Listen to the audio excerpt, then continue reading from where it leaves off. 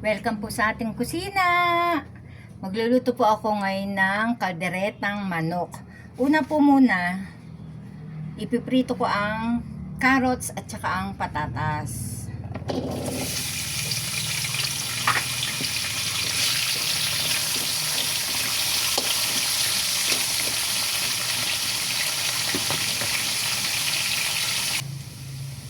Yan, pagkaprito, itatabi lang po natin yan.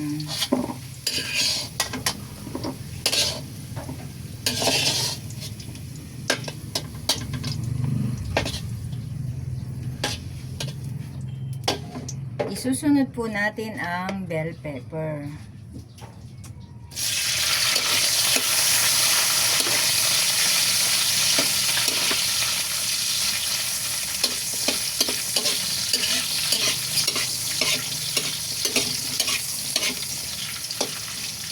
Itatabi rin po natin ito.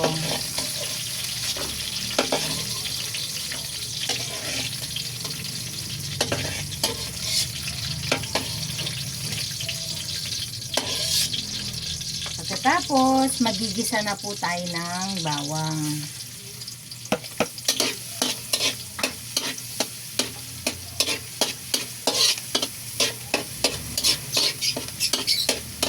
Isusunod na po natin ang sibuyas.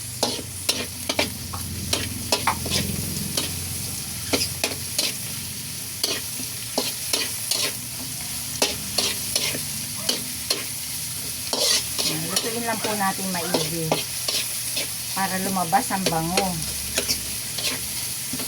Yan, kapag transparent na po ang ating sibuyas, pwede na po natin ilagay ang ating manok.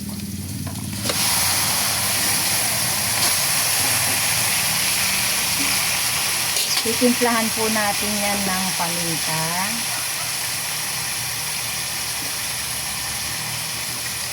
Ng pampalasa. At ng toyo.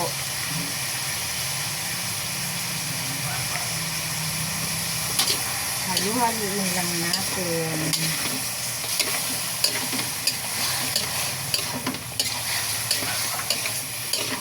Yan, para maging pantay yung lasa ng ating manok. Yan, pagkatapos, tatakpan po natin yan.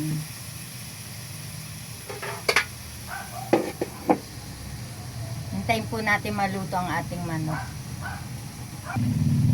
Lagyan po pala natin ng laurel.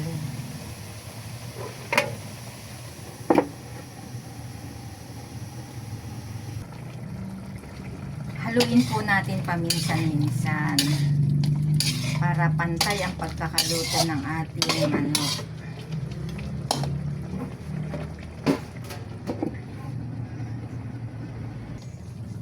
Yan, after 40 minutes, pwede na po natin ilagay itong prinito nating carrots at patatas.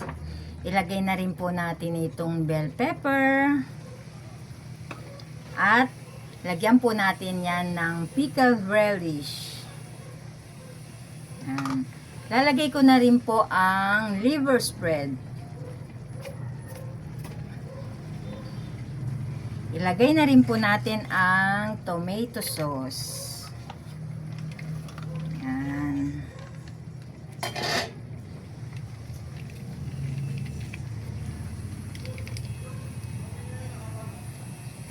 Lagyan po natin ng konting tubig. Dagdagan po natin ng konting tubig. Yan. Hayaan lang po muna natin siyang kumulo.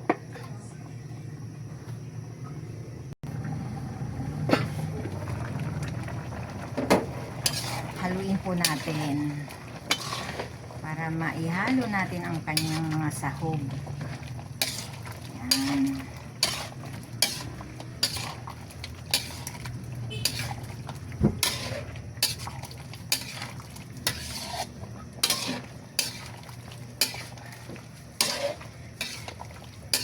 Kaldereta po, konti lang po talaga ang sabaw nun eh. Ang kaso, sa amin pong mga nagtitinda, kailangan po talaga meron kaming sabaw para para po sa mga mamimili, para hindi po siya tuyong-tuyo. Sabaw pa lang po, ulam na. Yan, tatakpan lang po muna natin yan.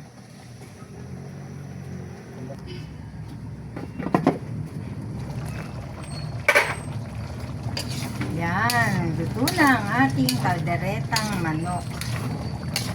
Yan. Masarap din po ito. Isa rin po itong hinahanap sa aking paninda, kalderetang manok. Yan, luto na po yan. Lalabas ko na po to. Okay na to. Kain na po tayo.